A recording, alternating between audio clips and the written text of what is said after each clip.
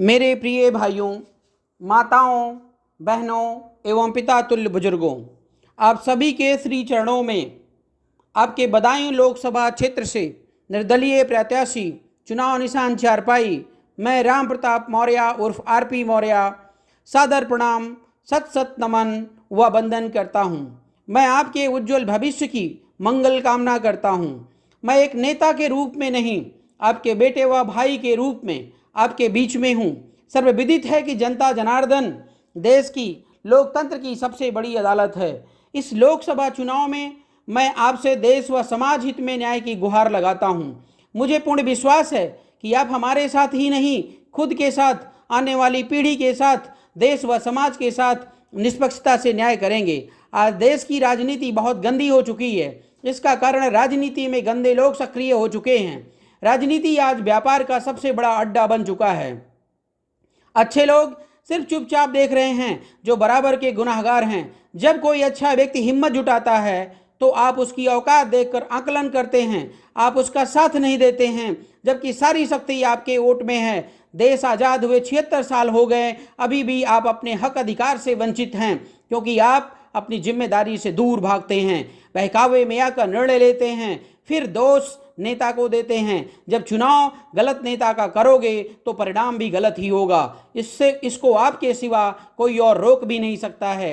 आप सोचते हैं कि इस देश में सपा, बसपा, बीजेपी, कांग्रेस आदि बड़े बड़े पार्टियां और बड़े बड़े लोग ही नेता बन सकते हैं, जो बिल्कुल गलत है। जबकि सारी शक्ति आपके वोट में है। आप एक आम इंसान को भी सांसद, विधायक, प्रधानमंत्री, मुख्यमंत्री एक झटके में बना सकते हैं, लेकिन नहीं, आपकी इसी सोच के चलते ही राजनीति में करोड़पतियों, भ्रष्टाचारियों, गुंडों, मवालियों का कब्जा बना हुआ है।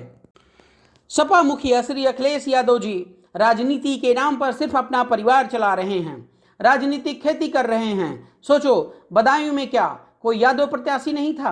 क्या आप में से कोई योग्य नहीं था? लेकिन अखिलेश जी को राजनीति एक विरासत के रूप में मिली है, जिसे वे खोना नहीं चाहते हैं। आदित्य जी को टिकट देकर परिवारवादी होने का प्रत्यक्ष प्रमाण दे चुके हैं। उनकी बेटी मुख्यमंत्री के कुर्सी के बिल्कुल नजदीक है, कभी भी मुख्यमंत्री बन सकती है। मैं पूछता हूं, आपके बेटे और बेटी की जगह कहाँ है?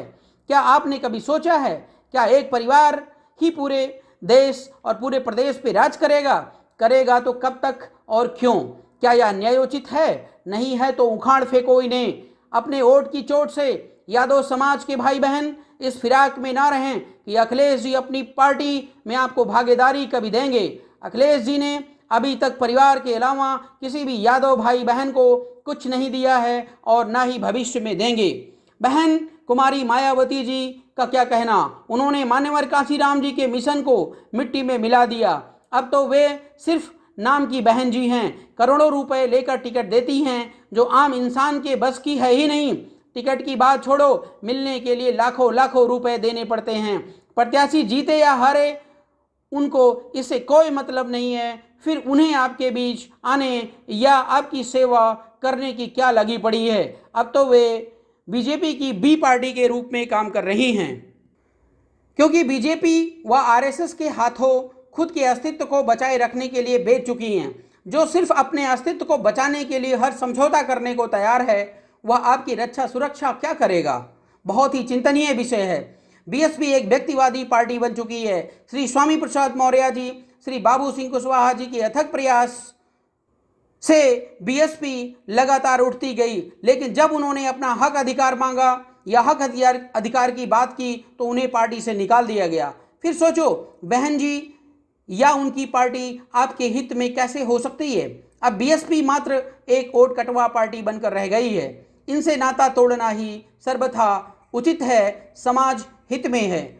उधर बीजेपी जो एक शोषणकारी पार्टी है, जैसे भारतीय जुमला पार्टी बना दिया है मोदी जी ने, जिसमें कुछ चालाक किस्म के व्यापारी माइंड रखने वाले लोगों का कब्जा है।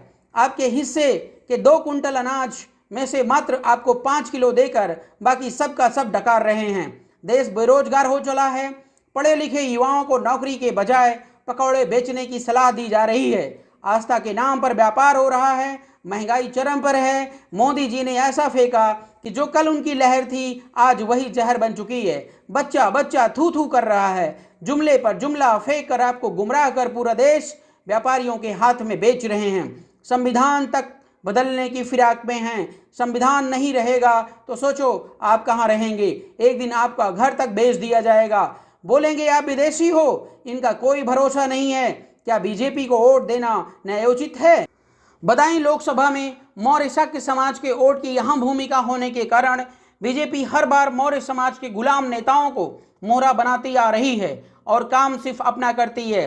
पिछली बार सांसद रही संघमित्रा जी इसका प्रत्यक्ष प्रमाण है। जीतने के बाद एक बार भी झांकने तक नहीं गई कि बदायूं किस स्थिति में है। सेवा करना तो बड़ी बात है। फिर आप सोचिए, वर्तमान प्रत्याशी दुर्विजय सिंह बीजेपी में रहकर क्या कर सकेंगे आपके लिए। जो ऊपर का आदेश है उसी आदेश का पालन करेंगे। जनता के आदेश से उनको कोई मतलब नहीं है। बदायूं के वास्तविक विकास के लिए आपको सोच बदलना होगा। प्रजातंत्र का वास्तविक अर्थ तब होता है जब गरीब से गरीब को सांसद बनाया जाए। यदि आप अपना नेता किसी करोड़पति गुंडे बदमाश को चुनते हैं तो राजनीति साफ सुथरी कैसे हो सकती है? आपको हक अधिकार कैसे मिल सकता है? क्या यह संभव है? सोचो, मेरी जगह आप होते या आपका बेटा और बेटी होती तो क्या होता? क्या आपकी यह सोच आपको या आपके बेटे या बेटी को सांसद बनने देती? फिर आप किससे न्याय की गुहार लगाते? आज वही न्याय की गुहार हम आपके बीच में लगा रहे हैं, आपसे लगा रहे हैं। आपकी परीक्षा की घड़ी है, बड़े बदलाव की घड़ी है। बदायूं को बदलना आपकी बड़ी जिम्मेदारी है। बदायूं में समस्या ही समस्या है। आए दिन आम जनता दुर्घटना से कीड़े मकोड़े की तरह मर रही है। बदायूं का गांव मोहल्ला गंदगी से सड़ रहा है। बिना पैसे के कोई भी अधिकारी या पुलिसकर्मी नहीं सुनता है। पढ़ाई लिखाई के मामले में सबसे पीछे है बदायूं। महिला शिक्षा शून्य है। महिलाएं सुरक्षित नहीं हैं। बहन बेटियां सुरक्षित स्कूल नहीं जा सकती हैं। समुचित इलाज नहीं मिलता है। जर्जर स्थिति बन चुकी है अस्पतालों की। मेडिकल कॉलेज भूत खाना बन चुका है। कोई सरकारी लाभ नहीं मिलता। ऐसी स्थिति में कौन लेगा इन समस्याओं के समाधान की जिम्मेदारी? कोई नहीं लेगा, लेकिन हम लेते हैं आपकी इस जिम्मेदारी को। हमें टाइम पास प्रत्याशी समझने की भूल ना करना। हमारे इसी क्रांतिकारी स्वभाव के चलते विधानसभा चुनाव 2022 के दौरान बीजेपी वालों ने षड्यंत्र के तहत फर्जी 3 FIR करवाया और फर्जी मेडिकल बनवाकर SDM को मारने का झूठा आरोप लगाया। रैली रोकी, प्रचार करने से रोका, हमारे कार्यालय पर छापे मारकर हमारे साथ साथ कई साथियों को 14 दिनों तक जेल में रखा। इसी बीच हमारा पर्चा भी दबाव बनाकर खारिज कर दिया गया। बदायूं की जेल में हमने जो नहीं देखा था वह देख लिया। देखा कि प्रशासन के साथ साथ बदायूं की जेल पूरी तरह भ्रष्ट है। न जाने कितने निर्दोष भाइयों को फर्जी तरीके से जेल में बंद कर रखा है और अधिकारी अपना अपना रिकॉर्ड बना रहे हैं। जेल में निर्दोष भाइयों से मिलकर मेरे आंखों में आंसू तक निकल आए। उनका कोई सुनने वाला नहीं। उनके दर्द को देखकर अपना दर्द खत्म सा हो गया। तभी हमने ठाना कि बदायूं की हर समस्या के समुचित समाधान के लिए हमारा अब सांसद बनना बेहद जरूरी हो गया है। राजनीति त्याग का विषय है, भोग का नहीं। हम हर त्याग करने को तैयार हैं, बस एक बार सेवा का अवसर दीजिए। हमारी कार्य क्षमता के आगे सब फेल हैं। आपको इसकी पहचान करनी होगी। पिछले 10 सालों से आपकी सेवा में समर्पित हूँ। समय कम है, चुनाव आयोग के कई प्रतिबंध हैं जिसके चलते हो सकता है कि आप तक व्यक्तिगत रूप से ना पहुँच सकें, लेकिन यदि हमारा यह संदेश आप तक पहुँच रहा है तो इसे व्यक्तिगत ही समझना। आपको किसी की बात नहीं सुननी है। अपनी आंख बंद करके आकलन कीजिए, क्या हमारी एक भी बात गलत है? यदि मैं गलत नहीं हूं तो खुलकर वोट कीजिए। अब हमारे और अपने साथ न्याय करने का वक्त है। आपकी अपनी चारपाई को बहुमत से जिताएं। हमारा यह संदेश हर मोबाइल तक, हर घर तक पहुंचाने में हमारी मदद कीजिए। चुनाव जीतने के बाद एक भी घर खाली नहीं रहेगा जिससे मैं व्यक्तिगत रूप से मिलकर उनकी समस्या ना जान लूं। फिर होगा समस्याओं के समाधान का दौर शुरू और रचेंगे नया इतिहास। सारी शक्ति आपके वोट और सोच में है। आप ही इस लोकतंत्र के भगवान हैं। आप चाहें तो राई को पर्वत और पर्वत को राई बना सकते हैं। किसी ने सच कहा है कि वोट और बेटी बेची नहीं जाती हैं, बल्कि जिम्मेदार हाथों में सौंपी जाती हैं। आपके वोट पर सिर्फ आपके घर का ही नहीं, पूरे देश का भविष्य टिका हुआ है। आपको किसी से डरने या दबाव में आने की जरूरत नहीं है। हम आपके साथ हैं। आप हमें डायरेक्ट कभी भी रात हो या दिन फ़ोन कर सकते हैं। अतः आपसे विनम्र निवेदन है कि अपने इस बेटे को, जो आपकी सेवा करने को आतुर है, इस बार सेवा का अवसर अवश्य दें, खुलकर वोट दें। जीतने के बाद बदायूं का सांसद हर किसान होगा, हर भाई होगा, हर बहन होंगी, हर माँ होंगी। बदायूं के लिए जो कार्य हम कर सकते हैं वह मोदी जी कभी जिंदगी में भी सोच नहीं सकते हैं। सेवा के लिए भाव होना चाहिए, दिखावा करने की जरूरत नहीं पड़ती है। जुमलों और दिखावे से भ्रमित मत होइएगा। दावा है कि हम एक दिन बदायूं का कायाकल्प बदल देंगे। हमारे घोषणा पत्र में जो है वह केवल मैं ही पूरा कर सकता हूं और बदायूं का नाम उत्तर प्रदेश में ही नहीं पूरे भारत में गर्व से लिया जाएगा कि आपने राम प्रताप मौर्य अर्थात आरपी मौर्य को सांसद बनाकर बदायूं का ही नहीं समूचे भारत का भाग्य खोल दिया है। विजय निश्चित है। आपका चुनाव निशान चारपाई के सामने वाली बटन दबाकर अपने घर परिवार आने वाली पीढ़ी को भारी और भारी बहुमत से विजयी बनाएं। हमारी गारंटी, हमारा संकल्प पत्र। मात्र 3 महीने के अंदर वोटरशिप होगी लागू, जिसके तहत हर वोटर को प्रतिमाह मिलेगा 10,000 रुपये। बदायूं में उत्तम स्वास्थ्य चिकित्सा के लिए एम्स की होगी स्थापना, जो मुफ्त और हर सुविधा से युक्त होगा। बदायूं की आम आवाम को इलाज के लिए बरेली, अलीगढ़ व दिल्ली नहीं भागना पड़ेगा। लोकल गवर्नेंस को मिलेगा पूर्ण पावर। हर प्रधान को मिलेगा कम से कम 50,000 रुपये का मासिक देय। बदायूं में निम्न स्तर से उच्च स्तर तक की शिक्षा होगी पूरी तरह मुफ्त। खुलेंगे नए कॉलेज और डिग्री कॉलेज। दिल्ली से बदायूं तक चलेगी फ्री बस सेवा, ताकि हमारे मजदूर भाइयों को आने जाने की सुविधा मिल सके। 100% होगा भ्रष्टाचार मुक्त बदायूं, जेल से लेकर आपकी गली तक।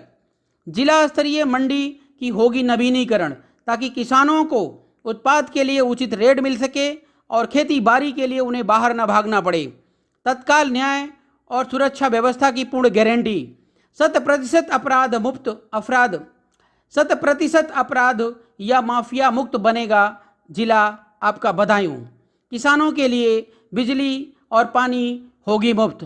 प्रत्येक नागरिक को कम से कम 50-50 लाख की दुर्घटना बीमा होगी पूरी तरह मुफ्त। बिलसी बाईपास शीघ्र चालू करवाएंगे। बिलसी में स्थापित होगा रोडवेज बस स्टैंड। बरी चौक मामले की होगी पूर्ण न्यायिक जांच और होगी कठोर कार्यवाही।